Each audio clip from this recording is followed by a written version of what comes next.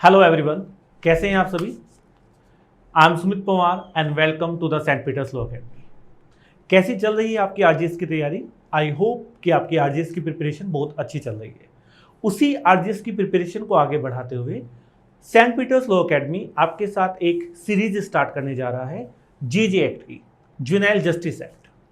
Okay, और इस पूरे एक्ट का एक सीरीज रहेगा। ये कोई एक दो घंटे की पूरी बड़ी वीडियो नहीं रहेगी, बिकॉज वो काफ़ी हैक्टिक हो जाता है उन स्टूडेंट्स के लिए। ठीक है, मेरा मानना ये है कि कभी भी लॉ को एक साथ पूरा एक ही दिन में नहीं पढ़ना चाहिए। ठीक है, उसको धीरे धीरे कुछ सेक्शन करते हुए पढ़ना चाहिए।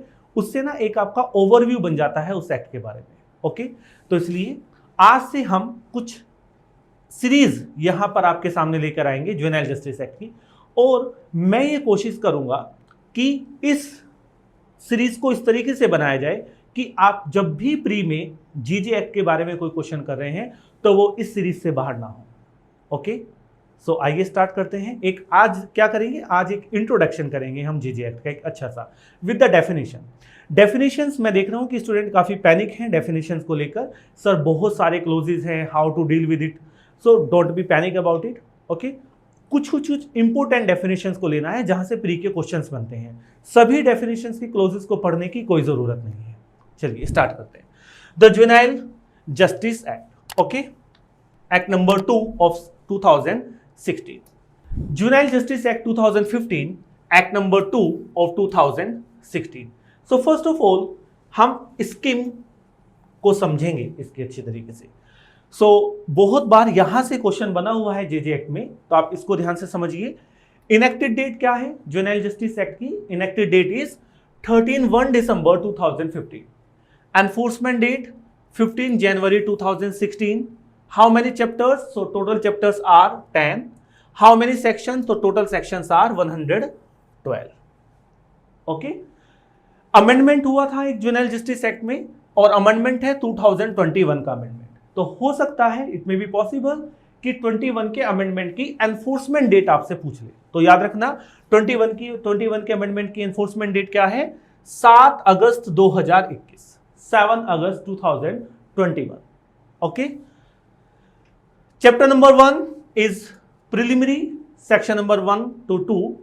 Chapter number 2 is a general principle, section number 3। Okay, यहां पर थोड़ा सा ध्यान से समझना, और वो क्या समझना है कि जो चैप्टर नंबर 2 है, बड़े ध्यान से सुनना। Chapter number 2 general principle, section number 3। Okay, and एक कंसेप्ट है child in conflict with law. Child in conflict with law, ऐसा बच्चा, ऐसा चाइल्ड जिसने कोई ऑफेंस किया है। कंफ्लिक्ट विद लॉ, यहां पर उस बच्चे को क्या बोला गया है जिसने कोई ऑफेंस किया है। यहां पर चाइल्ड कौन है? चाइल्ड है who is below the age of 18 years, जो 18 साल की आयु से कम है। ठीक है, वो चाइल्ड है। कंफ्लिक्ट विद लॉ क्या है कि उसने कोई ऑफेंस किया है। एक ऐसा चाइल्ड जो 18 साल से कम है और उसने कोई ऑफेंस किया है, उसको क्या कहा गया है? Child in conflict with law. तो इस टर्म को सबसे पहले आपको ग्रिप करना है। ओके, तो child in conflict with law, short form CCL, कहां पर मेंशन है? Section 2 close 13, very important. Child in conflict with law कहां मेंशन किया गया है? सेक्शन नंबर 2 क्लोज 13 में मेंशन किया गया है। ठीक है, chapter number 3, section number 4 to 9, जो child in conflict with law है, इसके साथ एक अथॉरिटी आपको पढ़नी है, एक बोर्ड आपको पढ़ना है, और वो है जुवेनाइल जस्टिस बोर्ड। और फिर उसका प्रोसीजर पूरा चैप्टर नंबर 4 में, सेक्शन नंबर 10 to 26। दोबारा से रिवाइज करें एक बार। Child in conflict with law, एक ऐसा चाइल्ड जिसकी एज 18 साल से कम है और उसने कोई ऑफेंस कमिट किया है। ठीक है, उसको डिफाइन किया गया है सेक्शन 2 के क्लोज 13 के अंदर। उससे रिलेटेड एक बोर्ड को एस्टेब्लिश किया गया है, जिस बोर्ड को कहा गया है जुवेनाइल जस्टिस बोर्ड। ओके, उसका पूरा का पूरा स्ट्रक्चर चैप्टर नंबर 3 में है, सेक्शन नंबर 4 to 9। ओके, इसी से रिलेटेड प्रोसीजर भी डिफाइन किया गया है, और वो प्रोसीजर कहां है जुवेनाइल जस्टिस बोर्ड का? चैप्टर नंबर 4 में है, सेक्शन नंबर 10 to 26।